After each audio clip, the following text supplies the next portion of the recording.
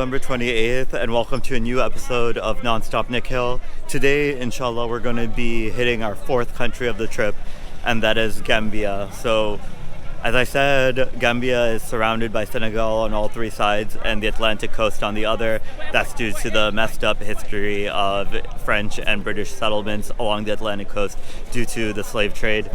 And so all we have to do is come to the Gare Routière, the road station, and then take one of these minivans, which is about 2.5-3 hours, I think, to the border. And then from there, we're going to continue on to the small town of Brikama, where I'm going to be meeting my host in Gambia. So all we're doing now is we got a ticket. It was about 2,500 CFA. It's about $5. And I'm here with Hassan.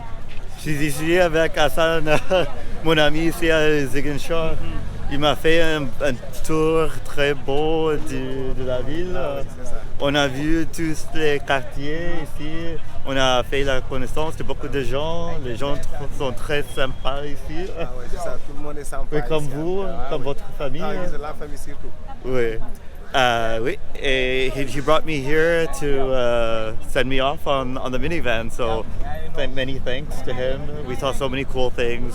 Met a lot of cool people. If you ever come to Ziguinchor, make sure you talk to people and you will find the best hospitality. Teranga sénégalaise de Ziguinchor. Oui, c'est comme ça.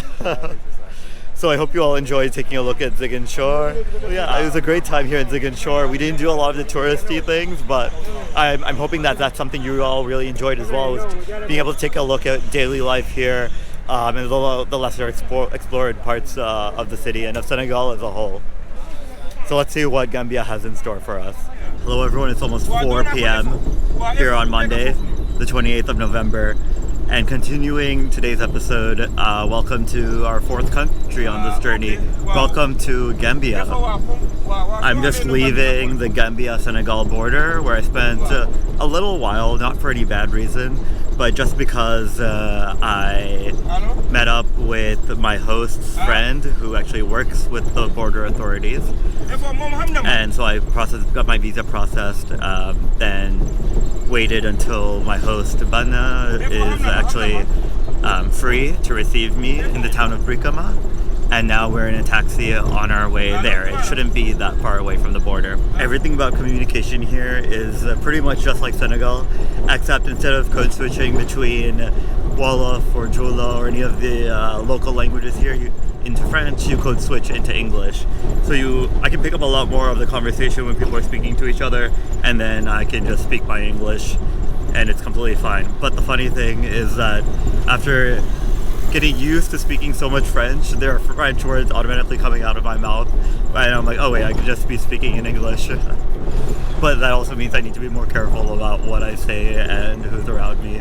So you might also hear me switching into other languages just so I can keep my own thoughts straight, and then I can later give you the subtitles.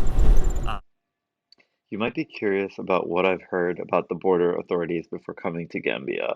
They play a game, or actually a scam, to look for any excuse to demand money from you. More money than you really need to pay. They look through your bags and search them so intently in order to find a reason to suspect that you're violating the law and charge you a bogus fine. Their strategy primarily focuses on medicines. They'll inspect your medicines in order to prove your intent to smuggle drugs. Unfortunately, they didn't target me since I had my host's friend who works for the customs authority there. And my first moments here in Gambia weren't miserable ones. If you're not lucky enough to have a contact, it might end differently for you. Therefore, when you're trying to enter Gambia, don't make yourself an easy target for the officials. If you're carrying medicine or anything that could be easily suspected to be drugs, carry them in their original containers. And moreover, don't carry more than you actually need. This is the easiest way to avoid this pesky scam at the border. Hello everyone from Gambia, and welcome to Brikama, Gambia actually. This is one of the largest cities in Gambia. I mean, it's such a small country in and of itself, so it doesn't take much to make a big city in Gambia. The capital city is actually Banjul, which is right on the tip of a little cape which juts out toward the northern part of Gambia, up towards the southern part of the northern part of Senegal. It's really confusing, but believe me, if you look at a map, all this checks out.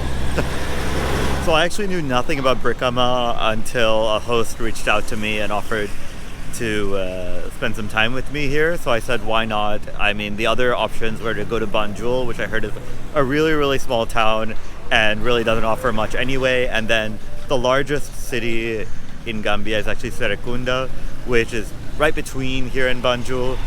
And, you know, I don't really know of anything noteworthy to do there, and I would just be there alone and roaming around. So why not go anywhere where somebody will actually show me around? And so that's what brought me to Brikama. It was actually really convenient because I had my host, and then my host knew somebody who worked at the customs at the border in Senegal. So he got me right through all the formalities, and everybody who pretty much worked at that border checkpost also lives here in Brikama. So if you're just trying to traverse through Gambia from Senegal down south to Senegal up north, Brikama seems to be like a nice hub for that. My little introduction to Brikama, i.e. the Wikipedia search for Brikama, is basically that it's a center for woodworking in the area and also for crafts. There's a prominent crafts market that's right along the river that we can check out. That might be on our itinerary for tomorrow. But other than that, I mean, just literally outside of Bena's shop is another woodworking site right behind me, so I think I can check that off my list. Bena actually owns this technology shop right out here where it seems like people just come over and they get access to Wi-Fi, they bring their device over and they pay a sum to access the internet here. He also sells like the typical accessories, chargers, cables and the like. And then there's also in front of me people selling like ground nuts, and we tried some of there's just like nuts everywhere around this part of Western Africa. The history of that is that this area was actually a center for rice cultivation, and when you drive through here, you see like swamps, little waterlands, and it's very clear that that's great for rice cultivation. However, the French, when they colonized this area of Casamance, just where we were in Ziguinchor, they kind of uprooted and displaced the rice cultivation because what they wanted was to import rice from their other territories in Southeast Asia. So if you think about Vietnam, they wanted to cultivate rice there and then resell it to people in their other French territories in West Africa. And so they uprooted the rice cultivation, which was native to this area, and instead encouraged the groundnut cultivation. And you still see that in Gambia here today. So this area during the colonial period was actually the little territory that traces the Gambia River, and both banks of the river were actually part of British colonized West Africa. The sun is about to go down. Everyone's attending to their Maghrib sunset prayers. But I can't tell you, being back to an English-speaking place, I mean, of course, people have their native languages, but where English is sort of a lingua franca, it's kind of refreshing. It almost feels wrong to be somewhere that's so distant and foreign to me, but speaking English, I feel like I'm just a basic tourist that way. But yeah, everyone does speak in English. They code switch it back into English and into their native languages, Mandinka being the language which Bena and his friends are speaking here. And yeah, I can't tell you, following up from yesterday's vlog, how mentally easy it feels just to be working in English again. Yeah, spending whole days in French was taxing mentally. I can feel it now.